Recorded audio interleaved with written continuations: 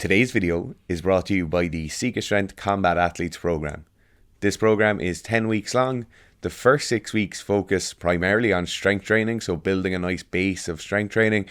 Then the last 4 weeks take all those increases in strength and focus on power training. So the rate at which you can do work. These are the fast, explosive, aggressive movements.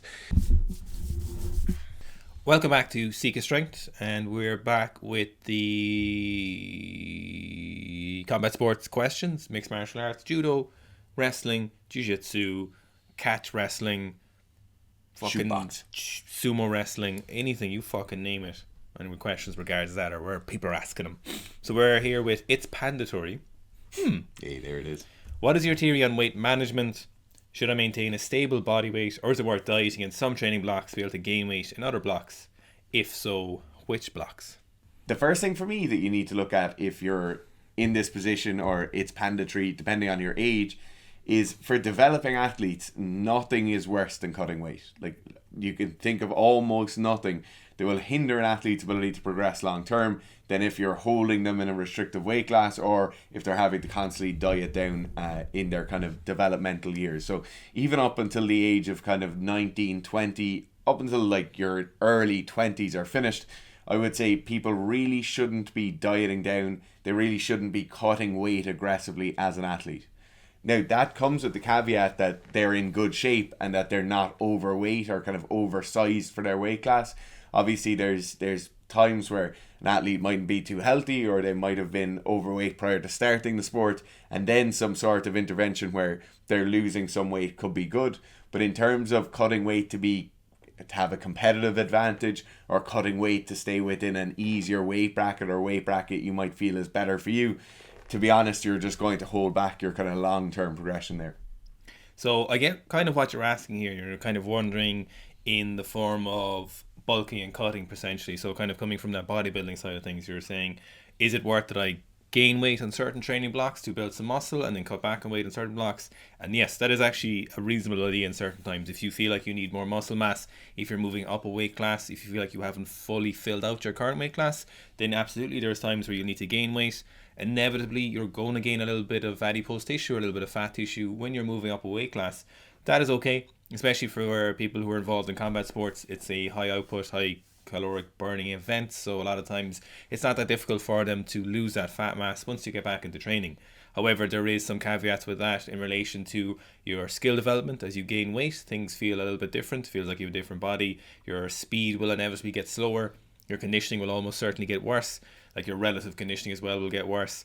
So a couple of different things will deteriorate as you gain weight. Now, this could be perfectly okay if you gain weight and you gain some muscle mass and you cut back down close to your weight class, then this is perfectly acceptable. If you come back down with more muscle mass, less fat tissue, not so little fat tissue that you delve into the realms where it's unsustainable for you to keep your calories that low, and therefore have a negative impact in your daily energy expenditure, and also in terms of your health and how this might affect you. If you're super low on calories, you might be lower on certain key macro and micronutrients, which will definitely negatively affect your performance and just leave you low energy. So there is certain times of the year where it makes sense, and you need to look at this on an individual basis, where you will need to bulk and cut. I think is like massing and cutting now, or something, whatever you want to call it. Is gaining weight and losing weight under favorable conditions, so not uncontrolled gaining of weight, is something you definitely need to take into account. And in some scenarios this makes a lot of sense. In other scenarios, like Dara was talking, we might not always need to gain the weight. We just need to maybe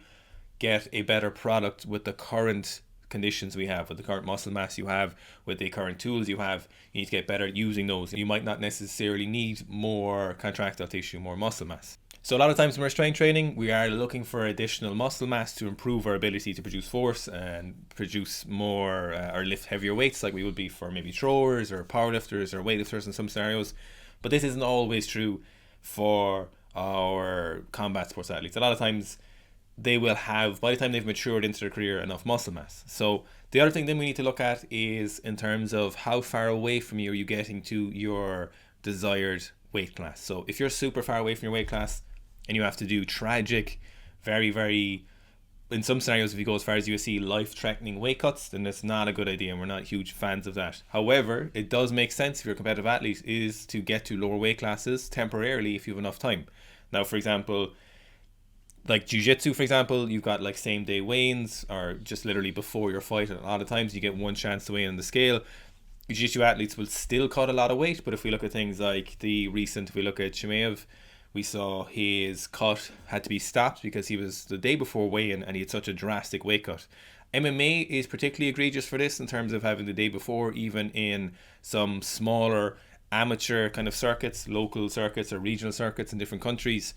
So you need to be really aware of how far away you are from your weight class, how much weight you can cut that is still feasible for you to get your weight class, do it safely and still perform in a reasonable manner. This number of kilos or pounds, depending where you're from, will change based on, what weight class you're in, how adapt your metabolism is at that, how used to this you get. It is important though just to not stray very far from your weight class.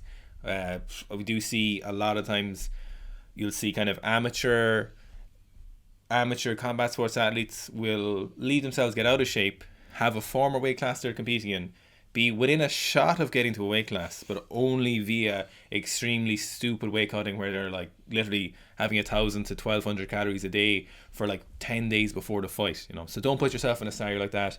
Put yourself, let's say, for 80 kilos, or that's the class you compete in, and you have to be 79.99 for your weight class. Don't get up to 95 kilos before you compete. Be smart about it. I think for most people, aside from the kind of professional or full-time athletes, if you're in a combat sport, I think for most people being 10% of body weight above your class is going to be too much. I think somewhere around 5 to 7% is okay. You can reasonably get down there with a water cut, or with some proper dietary protocols 12 weeks out. I think that's perfectly reasonable. If you want to spend a lot of your year as an 80 kilo fighter, if you want to spend a lot of your year at around 84, 85, I think that's perfectly okay. You're not going to do any damage. You'll be nice and big and strong when you're lifting weights. You'll be able to recover quite well because you'll have some of that extra adipose tissue there. You'll have a surplus of calories for a lot of your year. Then your weight cut won't be massively egregious. The last thing I'd say on this, and it kind of harkens back to a point Garth made earlier about strength training. If you're an athlete, most of the time you're strength training, you're not strength training for hypertrophy. And that's where you think a lot of people in combat sports fall down, is that they go to the gym and they'll do bodybuilding style workouts, and it's like kind of hypertrophy workouts they're doing. That's really not what you want to be doing to get the best effect for your sport in the gym. And if you want to have a look at really, really good combat athletes and their training, look at Ono Shoshay. Look at his training. Look, we actually did a review of Ono Shoshay's training that I'll pop in a link down below.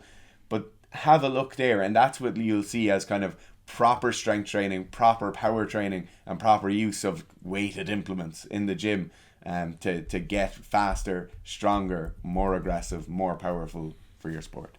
One thing as well is it's definitely important to be realistic with yourself. So if you have grown beyond the weight class, you need to admit it to yourself. If you are 15 kilos or 12 kilos, let's say reasonable. Say people do go beyond like 10 kilos beyond the weight class a couple of months out from a competition, they pick it. But if you're at 10% body fat and your training is going great, but you're still attached to this lower weight class, you've got to be smart with yourself and realistic and say, okay, look, for me, this isn't the weight class anymore. It's taking too much time to cut down to the weight class. It's too much drastic of a cut to the weight class. It's really affecting my performance on the day. So even though I might temporarily be a little bit less competitive when I cut down, in the long run, you'll be a better athlete if you give yourself the chance at the newer weight class, So if you consistently find that, unless it's literally like World Judo Championships, or it's the UFC, or it's ADCC, if you find that if you're like beyond those 10 kilos and it's really only for you if you win, you've got to be really smart with that and just think to yourself, okay, look, I'm no longer a 70 kilo athlete. My training is developed. I've developed as an athlete. I've been competing in the 70 kilo class or whatever since I'm 18, and I'm 23 now. I've gained a lot of muscle mass. I've done a lot of smart training. Maybe it's time to give up that 70 kilo class and move up to the next one. Have a little faith in yourself. If you do have questions about what we've brought up here, or about combat athlete training, or about just strength training in general, pop them down in the comments below, and we'll try and get to you at some point.